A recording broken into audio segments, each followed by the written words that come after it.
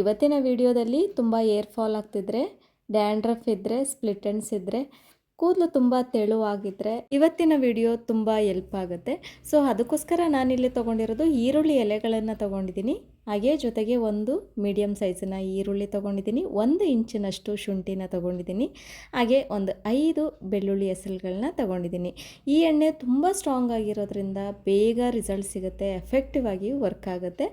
ಈರುಳ್ಳಿ ಎಲೆಗಳನ್ನು ಫಸ್ಟು ಸಣ್ಣದಾಗಿ ನೋಡಿ ಈ ರೀತಿಯಾಗಿ ಕಟ್ ಮಾಡ್ಕೋಬೇಕು. ಕಟ್ ಮಾಡಿಕೊಂಡು ಒಂದು ಬೌಲ್ಗೆ ಎತ್ತಿಟ್ಕೋಬೇಕು. ನಂತರ ಆ ಈರುಳ್ಳಿನ ಈ ರೀತಿಯಾಗಿ ತುರ್ಕೋಬೋದು ಅಥವಾ ಚಿಕ್ಕದಾಗಿ ಕಟ್ ಮಾಡ್ಕೋಬೋದು.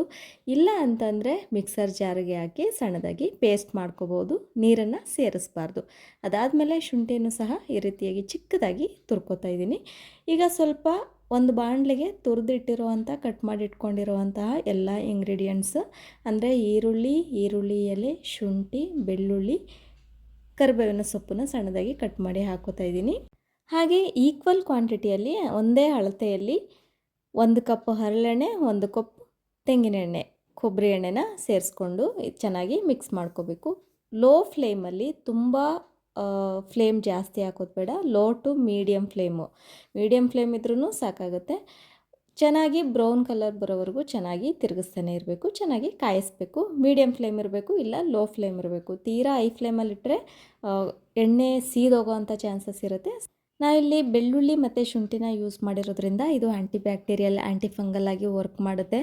ಇದು ನಮ್ಮ ತಲೆಯಲ್ಲಿ ಡ್ಯಾಂಡ್ರಫನ್ನು ಕಡಿಮೆ ಮಾಡೋದಕ್ಕೆ ಸಹಾಯ ಮಾಡುತ್ತೆ. ಮತ್ತು ಇಚ್ಚಿಂಗ್, ಚಿಕ್ಕ ಪಿಂಪಲ್ಸ್ ಆಗುತ್ತೆ ನೋಡಿ ತಲೆಯಲ್ಲಿ, ಬುರುಡಲ್ಲಿ, ಅದೆಲ್ಲ ಕಡಿಮೆ ಆಗೋದಕ್ಕೆ ಸಹಾಯ ಮಾಡುತ್ತೆ. ಚೆನ್ನಾಗಿ ಕಾಯಿಸ್ಕೊಂಡಾದಮೇಲೆ ಸ್ವಲ್ಪ ತಣ್ಣಗಾದಮೇಲೆ ಈ ಥರ ಒಂದು ಬಟ್ಟೆ ಮೇಲೆ ಹಾಕಿ ಅದನ್ನು ಸ್ಟ್ರೈನ್ ಮಾಡ್ಕೋಬೇಕು. ಇದಾದಮೇಲೆ ನಾವು ಯಾವ ರೀತಿ ಯೂಸ್ ಮಾಡ್ತೀವಿ ಅನ್ನೋದು ತುಂಬ ಮುಖ್ಯ ಆಗುತ್ತೆ. ಕೆಲವರು ಇದನ್ನು ಯೂಸ್ ಮಾಡಿ ಹಾಗೇ ತುಂಬ ಏರ್ ಫಾಲ್ ಆಯಿತು ಅಂತ ಹೇಳೋರು ಇದ್ದಾರೆ. ಸೊ ಹಾಗಾಗಿ ಇದನ್ನು ಯೂಸ್ ಮಾಡೋ ವಿಧಾನ ಕೂಡ ತುಂಬ ಮುಖ್ಯ ಆಗುತ್ತೆ. ನಂತರ ಇದಕ್ಕೆ ನಾನು ಚಿಕ್ಕ ಕ್ವಾಂಟಿಟಿಯಲ್ಲಿ ಮಾಡಿರೋದ್ರಿಂದ ಒಂದೇ ಒಂದು ವಿಟಮಿನ್ ಇ ಕ್ಯಾಪ್ಸೂಲನ್ನು ಹಾಕೋತಾ ಇದ್ದೀನಿ. ಈ ಕ್ಯಾಪ್ಸೂಲನ್ನು ಕಟ್ ಮಾಡಿ ಅದರಲ್ಲಿರುವಂಥ ಆಯಿಲನ್ನು ಸೇರಿಸ್ಕೋಬೇಕು.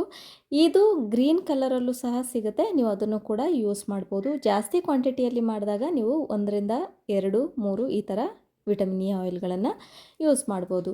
ಇದನ್ನು ಅಪ್ಲಿಕೇಶನ್ ಮಾಡೋದು ಹೇಗೆ ಅಂದರೆ, ಫಸ್ಟು ಕೂದಲನ್ನು ಕ್ಲೀನಾಗಿ ಬಾಚ್ಕೋಬೇಕು. ಸಿಕ್ಕಿಲ್ಲದೆ ಇರೋ ರೀತಿ ನೀಟಾಗಿ ಬಾಚಿಕೊಂಡು ಪ್ರಿಪೇರ್ ಮಾಡಿರೋ ಎಣ್ಣೆನ ಡೈರೆಕ್ಟಾಗಿ ಅಪ್ಲೈ ಮಾಡೋಂಗಿಲ್ಲ, ಯಾಕಂದರೆ ತುಂಬ ಸ್ಟ್ರಾಂಗ್ ಇರೋದ್ರಿಂದ ನೀವು ಬೇರೆ ಎಣ್ಣೆ ಜೊತೆಗೆ ಮಿಕ್ಸ್ ಮಾಡಿ ಹಚ್ಬೋದು.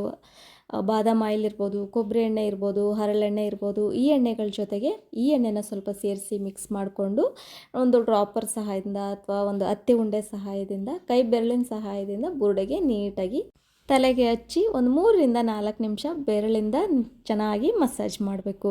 ಇದನ್ನು 1 ಅವರ್, ಕಡಿಮೆ ಅಂತಂದರೆ 1 ಅವರ್ ಬಿಟ್ಟು ನಂತರ ನಾರ್ಮಲ್ ಶಾಂಪೂನ ಯೂಸ್ ಮಾಡಿಕೊಂಡು ಏರ್ ವಾಶನ್ನು ಮಾಡ್ಬೋದು.